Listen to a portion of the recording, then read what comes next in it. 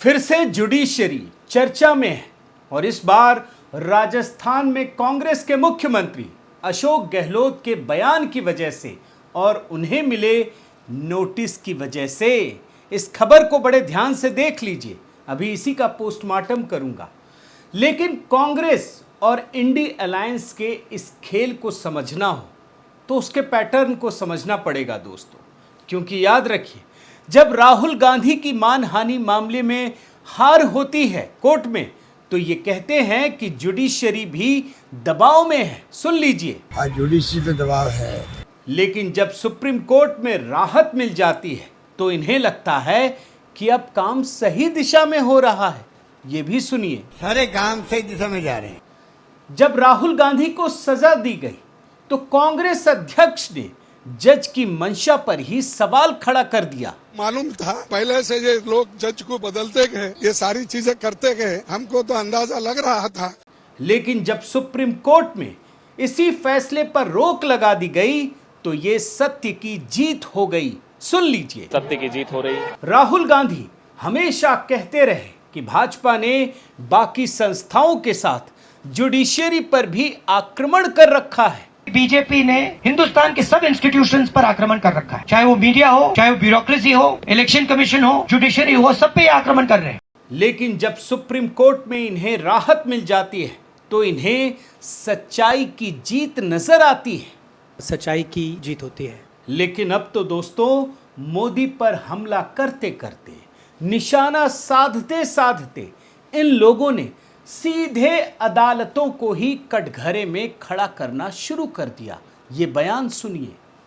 आज जो बताइए इतना करप्शन हो रहा है जुडिशरी के अंदर, इतना भयंकर करप्शन है। कई वकील लोग तो मैंने सुना है लिख के ले आते हैं जजमेंट, और जजमेंट वो आता है। क्या हो रहा है जुडिशरी के अंदर, चाहे लोअर हो चाहे अपर हो, हालात बड़े गंभीर है। ये देशवासियों को सोचना चाहिए।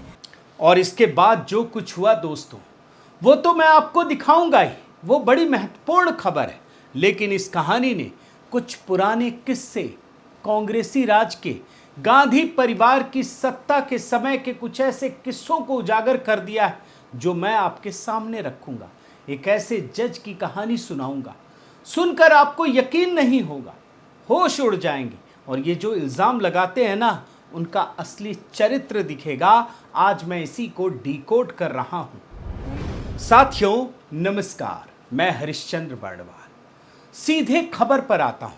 कुछ दिन पहले राजस्थान के मुख्यमंत्री अशोक गहलोत ने जुडिशरी को लेकर एक खतरनाक बयान दिया। क्या कहा आप देख लीजिए। ये कहते हैं कि जो वकील हैं वो फैसले लेकर खुद आते हैं, भयंकर करप्शन है, और ऊपरी अदालत, निचली अदालत, सब जगह कह रहे हैं कि वकील जजमेंट लिख के आते हैं और जज वही सुना देते हैं। कितना गंभीर आरोप है सोचिए। किसी ने कहा, किसने कहा, किसने बताया, कुछ नहीं, लेकिन चूंकि कहना है, अब हो सकता है कोई मामला रहा हो। अब जैसे ही ये बयान आया दोस्तों, राजस्थान में और लीगल फ्रेटर्निटी में एकदम बवाल मच गया। चारों तरफ जो जजेस थे, पूर्व जस्टिस थे, उन लोगों ने तो बयान पर सवाल खड़े किए ही, लेकिन उसके बाद दोस्तों, राजस्थान में जो वकील हैं, मतलब हाई कोर्ट के, लोअर कोर्ट के, तमाम कोर्ट के, वो भड़क गए और उन्होंने कार्य बहिष्कार करने की धमकी दी। और धमकी नहीं दी, बल्कि पूरे दिन कामकाज को बंद रखा, ठप करके रख दिया। अशोक गहलोत को एहसास हो गया कि शायद उन्होंने कुछ गलत कह दिया है। वैसे अब जान क्यों कहा, क्या कहा, वो तो छोड़िए, लेकिन वो कहने लगे कि मेरी निजी राय नहीं है। अब तक तो यही सुनते थे ना कि ये उनकी निजी राय है, पर्सनल ओपिनियन है। यहाँ उल्टा कह रहे हैं, क्योंकि कोर्ट का मामला है, बोल रहे हैं मेरी निजी राय नहीं है। किसी ने कहा, भैया किसने कहा?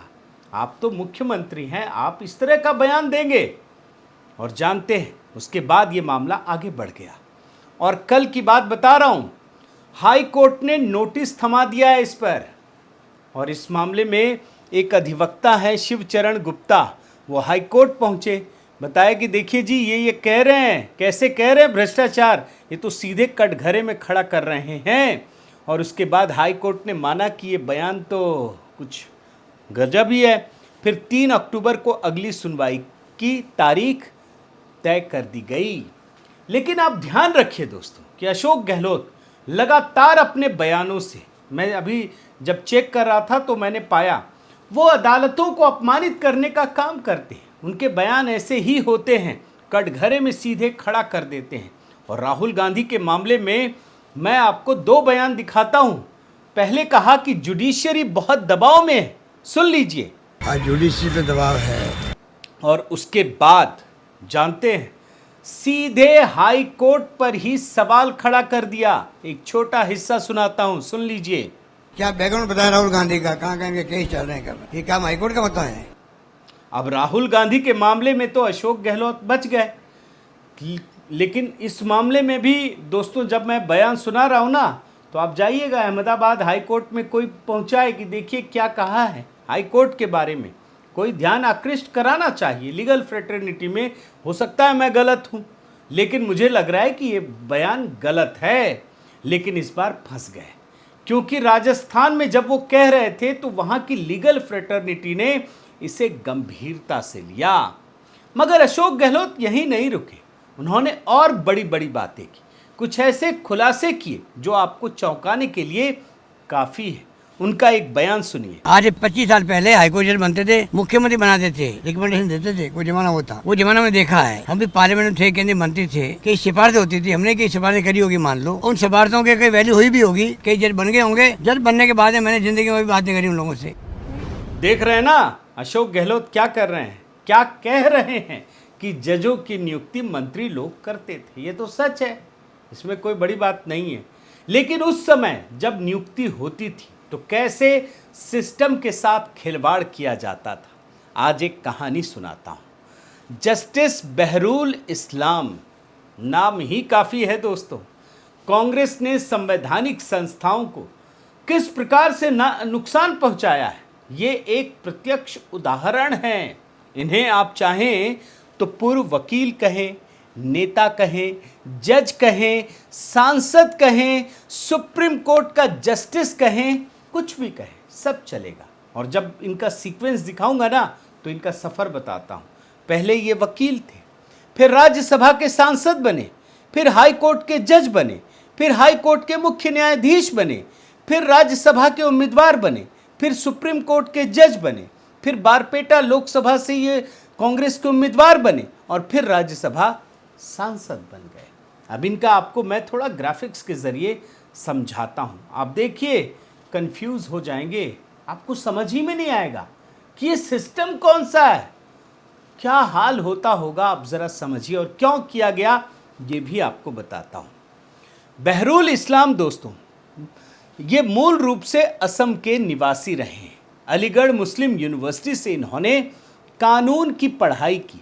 इसके बाद बहरुल इस्लाम ने 1951 में असम उच्च न्यायालय में एक वकील के रूप में काम करना शुरू किया। फिर वे 1956 में कांग्रेस से जुड़ गए। 1957 से 1972 के बीच वो असम प्रदेश कांग्रेस कमेटी के चुनावी अधिकारी रहे। फिर गुवाहाटी जिला कांग्रेस समिति के सदस्य तक रहे। अब देख रहे हैं ना, सफर पॉलिटिकल हो गया है। फिर अचानक से 3 अप्रैल 1962 को कांग्रेस ने इन्हें सांसद बनाकर राज्यसभा भेज दिया। 1968 को इनका कार्यकाल पूरा हो गया। पहला कार्यकाल की बात कह रहा हूं, लेकिन इंदिरा गांधी ने इन्हें दोबारा फिर से 1968 में राज्यसभा का सांसद बना दिया। अब इनका दूसरा कार्यकाल कब पूरा होता? 1974 में। लेकिन आप हैरान हो जाएंगे, बड़े ध्यान से सुनिए। राज्यसभा सांसद दूसरा कार्यकाल पूरा होने में 2 साल बचा था, लेकिन उन्हें 2 साल पहले 20 जनवरी 1972 को बहरुल इस्लाम ने इस्तीफा दे दिया। अब क्यों दिया ये भी तो जानना चाहेंगे। इसके बाद इंदिरा गांधी ने गुवाहाटी हाई कोर्ट, पहले असम हाई कोर्ट था, उसका जज बना दिया। सीधे इस्तीफा और सीधे जज, यानी कांग्रेस के सांसद पद से सीधे हाई कोर्ट के जज बन गए। 11 मार्च 1979 को उन्हें गुवाहाटी हाई कोर्ट का कार्यवाहक मुख्य न्यायाधीश बनाया गया। इसके बाद 7 जुलाई 1979 को मुख्य न्यायाधीश बन गए और 1 मार्च 1980 को यहीं से मुख्य न्यायाधीश के रूप में रिटायर हुए। लेकिन अभी कहानी खत्म नहीं हुई है, अभी और आगे बढ़िए। रिटायरमेंट के तुरंत बाद कांग्रेस के समर्थन से स्वतंत्र उम्मीदवार के रूप में राज्यसभा जाने की कोशिश की, लेकिन उसमें उन्हें सफलता नहीं मिली। अब क्या होता है देखिए, एकदम क्लाइमेक्स अभी नहीं पहुंचा, अभी पूरा समझिएगा। जैसे ही ये गुवाहाटी हाईकोर्ट से रिटायर हुए, 9 महीने बीत गए, उसके बाद बहारुल इस्लाम को सुप्रीम कोर्ट का जज बना दिया गया। मतलब हाई कोर्ट के चीफ जस्टिस से रिटायर होने के बाद सुप्रीम कोर्ट का जज बनाया गया। खास बात यह थी कि जिस शख्स का 1948 से लेकर 1980 के बीच 8 साल का समय छोड़कर पूरा समय ही सक्रिय राजनीति में गुजरा, उसे सुप्रीम कोर्ट का जज बनाया गया। अब आपको एक और किस्सा दिखाता हूं। रिटायर होने के ठीक 6 हफ्ते पहले, मतलब अभी सुप्रीम कोर्ट में इनका बचा था कार्यकाल जस्टिस के रूप में, 13 जनवरी 1983 को बहारुल इस्लाम ने सुप्रीम कोर्ट के न्यायाधीश पद से इस्तीफा दे दिया। सोचिए, सुप्रीम कोर्ट का जस्टिस पहले ही इस्तीफा दे दिया। दिया क्यों, यह भी आपको जानना चाहिए। एक दिन बाद ही कांग्रेस ने असम के बारपेटा लोकसभा सीट से उन्हें अपना उम्मीदवार घोषित कर दिया। दरअसल बारपेटा में नामांकन की आखिरी तारीख 19 जनवरी थी, उसके पहले ये सब कुछ हुआ। अब इस पूरे चीज़ों में झोल कहाँ है, ये भी तो आप समझना चाहेंगे कि सुप्रीम कोर्ट गए, वहाँ से पहले ही उन्होंने इस्तीफा दे दिया। तो अब आप समझिए खास बात क्या थी। ये थी कि सुप्रीम कोर्ट से इस्तीफा देने के महज 1 महीने पहले बहारुल इस्लाम ने बहुमत वाला वो फैसला लिखा था जिसके तहत फर्जीगिरी और आपराधिक कामकाज के मामले में बिहार के तत्कालीन कांग्रेसी मुख्यमंत्री जगन्नाथ मिश्रा को बरी कर दिया गया। ये जो केस है ना, ये शिवनंदन पासवान बनाम स्टेट ऑफ बिहार के तौर पर चर्चित हुआ और माना ये गया दोस्तों कि इस तरह का फैसला देने की एवज में ही बहारुल इस्लाम को बारपेटा से कांग्रेस का उम्मीदवार बनाया गया। ये बात अलग है कि असम में आंदोलन की वजह से बारपेटा में चुनाव नहीं हो सका, लेकिन फिर यही मामला खत्म नहीं हुआ। कांग्रेस ने तीसरी बार बहारुल इस्लाम को राज्यसभा में भेजने का फैसला किया और इस तरह से 15 जून 1983 से लेकर 14 जून 1989 तक वो राज्यसभा के सदस्य रहे। राज्यसभा का तीसरा टर्म खत्म होने के 4 साल बाद 5 फरवरी 1993 को बहारुल इस्लाम का निधन हुआ। है ना केस स्टडी, माथा चकरा जाए कैसे जुडिशरी के साथ खिलवाड़ किया गया। सांसद जज उम्मीदवार पता नहीं क्या क्या, जहां जो मौका मिला वहीं जाकर उन्हें फिट कर दिया गया। और याद रखिए ऐसे कितने ही उदाहरण आपको मिलेंगे। अगर आप कांग्रेस के इतिहास को खंगालेंगे ना, तो आपको बहुत सारे ऐसे ही एग्जाम्पल देखने को मिलेंगे।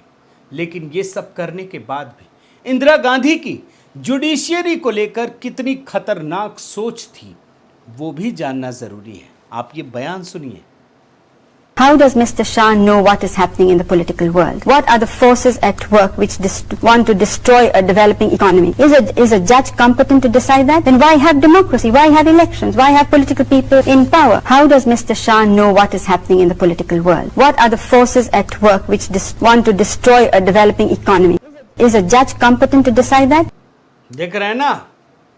तो कुल मिलाकर दोस्तों यही कहना चाहूंगा कि जिन लोगों ने इतिहास में जुडिशियरी के साथ खिलवाड़ किया, उसके महत्व को कम करने की कोशिश की, लोकतांत्रिक संस्थाओं का अपमान किया, वहां बैठे लोगों को अपमानित करने का काम किया, वही लोग आज मोदी सरकार पर उल्टा ये इल्जाम लगाते हैं कि जुडिशियरी आपकी वजह से खतरे में है, दबाव में है। लेकिन हकीकत यह है कि आज भी यही लोग उसी मानसिकता से काम कर रहे हैं, जुडिशियरी को डराने धमकाने का काम करते हैं। और यही चीज़ मैंने आपको दिखाने की कोशिश की है। यहाँ तो यही ये जो कहावत है ना, वो फिट बैठता है, उल्टा चोर कोतवाल को डांटे। जिन लोगों ने जुडिशरी पर दबाव बनाया वो आज मोदी सरकार पर, जो निष्पक्ष तरीके से काम करती है, उस पर यह आरोप लगा रही है। और इसीलिए इन तथ्यों को देखना बहुत ज़रूरी है दोस्तों। बहुत बहुत धन्यवाद। आपसे निवेदन है कि आप मेरे इस चैनल को ज़रूर सब्सक्राइब कीजिए, लाइक कीजिए, शेयर कीजिए, कमेंट कीजिए और इस बेल आइकन को प्रेस करना मत भूलिएगा। नमस्कार।